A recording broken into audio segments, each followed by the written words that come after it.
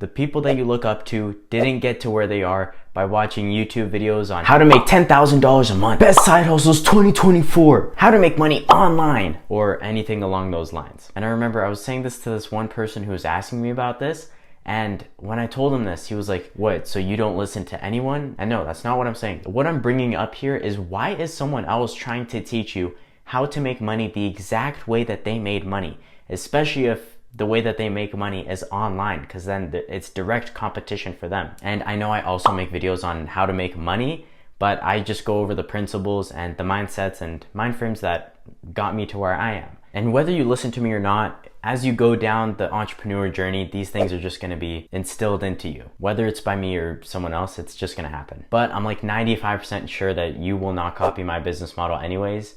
Even if you did, it wouldn't really matter because it's location dependent. But yeah, the first thing that's actually going to make you money is deciding whether you want to be an entrepreneur or an intrapreneur. And intrapreneurs are essentially second to, I'd say maybe 8th, 9th in the company. And the entrepreneur is essentially the business owner or the head of the company. And that's really the only way to go about actually getting rich. And I'm not talking about paid off home, good investment, steady income type of rich. I'm talking about you have so much money coming in every single month that it just doesn't matter what you spend your money on. You're genuinely rich. That's the type of money that I'm talking about. So as long as you get a piece of the company or a piece of the company's revenue, you're gold. And both of them have their pros and cons, intrapreneur and entrepreneur. As the entrepreneur or first in command, you have to deal with all the headaches, but you get a bigger piece of the reward if everything does go well. As well as that, you get the credit for everything if it goes well. And you also have to deal with the credit if everything goes wrong. But as an entrepreneur, you deal with less of the risk, but you still make good money. But you don't get as much credit. Like, do you know who second in command is of Apple, Tesla, or any of these things? Like, everyone knows Steve Jobs. Less people know about Tim Cook now, even though he's the CEO of Apple, but yeah. Or with Tesla, everyone knows Elon. Can you tell me who the COO or CFO or any of these guys are in that company? I doubt it. Doesn't mean they're not making a bunch of money. If you look at the Forbes 100 or the billionaire list, a lot of the people on that list, they all come from the same companies. Like top 10, there's Bill Gates, and I don't know if it's top 10, but around there, there's a bunch of people from Microsoft on there. Even though you've never heard of them, those are the second, third, fourth, fifth in charge of that company. So they make a lot of the money. Only thing is they don't get as much of the credit. So it all comes down to what you want, because both will make good money as long as the business owner isn't a moron. And I'll talk more broad on these next points because I'm an entrepreneur, I'm not an entrepreneur, but everyone who works with me is an entrepreneur. So I think I know a fair bit about this when I talk about it too. It applies to both. The number one thing you need to know is how to talk. Because if you really think, if you go into your gym or you go into your school, work, or wherever, the people you don't want to work with, the people you don't want to talk with, hang around with, etc., are the people who can't talk, are shy, not confident, etc. Like they just can't speak. Or on the opposite side of the spectrum, it's the overly cocky people, the super annoying, and the people who just don't shut up at all. And I know exactly how to deal with this because growing up, I was a Xbox pussy nerd.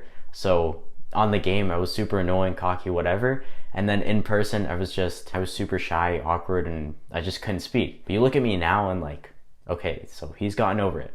And essentially how I went about that is firstly, just record yourself talking, whether that be voice memos or you make videos too. That's the best way to go about it. Because for me, when I was in like 6th grade, I made a YouTube channel.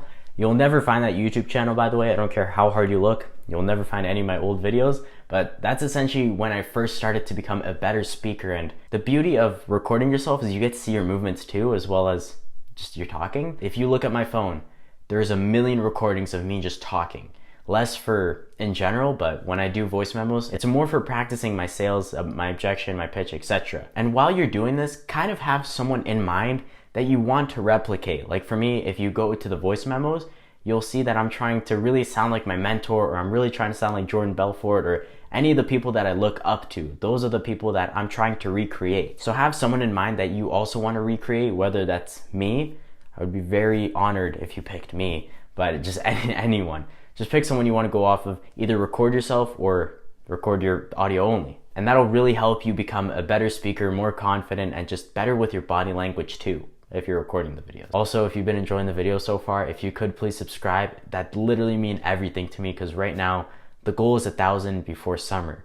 And we're kind of running out of time, but if you could help, that literally mean everything to me. Thank you. And the second thing to speaking is being able to work well with others. The BS that we get in school, which is like you don't get to work with others, especially on tests, that's not how it goes in the real world. Especially in my business, as soon as I kept on bringing on more people, we just started making more and more and more money, but only to a degree. Don't just bring anyone for the sake of having people around you. I promise you, the more people you work with, again, only to a degree, the more money you'll make, the bigger the reward will be. And it's better to own 10% of a watermelon over owning 100% of a grape, which is essentially if you go solo, but the only way to get that 10% of the watermelon is by having other people in your corner. And one piece of advice that I can give you with people is don't worry about always being right.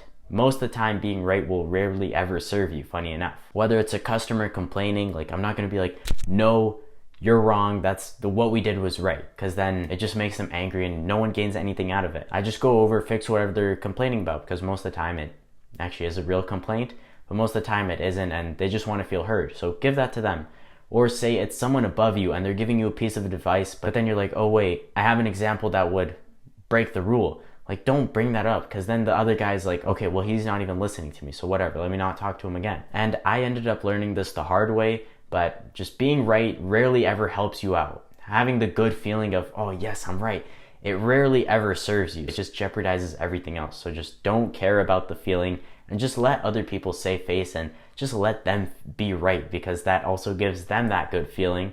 And when you give someone else a good feeling about themselves, they associate that good feeling with you. And the next thing I want to tell you is, this one doesn't have anything to do with other people. Well, I guess it could, but give up the fallacy of work-life balance. Anyone who started something big in the beginning, they gave up everything else, they prioritized one or two things, and they just went deep on those one or two things. Especially when you're young.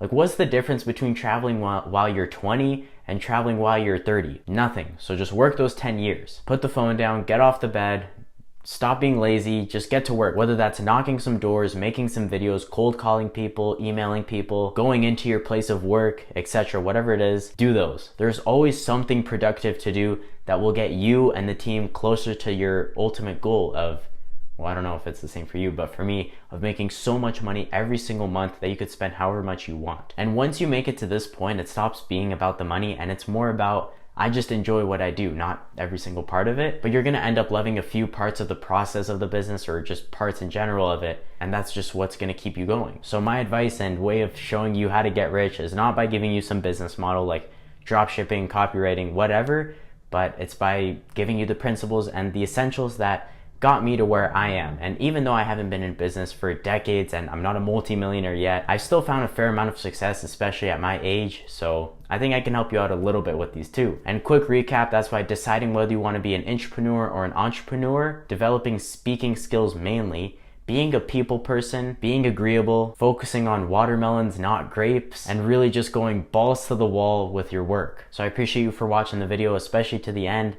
It honestly means so much to me. A few extra ways that I think I could help you is mainly the Discord server, where there's me as well as a bunch of other like-minded people that you get to talk to who are also on this type of journey trying to hit these type of goals. Go ahead and join the Discord server where you get to talk with me as well as everyone else in there. Also, go ahead and check out the newsletter if you're not subscribed to it. It sends you week-to-week types of rates on these kind of things. Also, go ahead and check out issafire.com. There's a bunch of free courses on there and just things that will help you out on there too. So yeah, just thank you so much again. And with everything being said, enjoy the rest of the weekend. Have a good one. Bye-bye.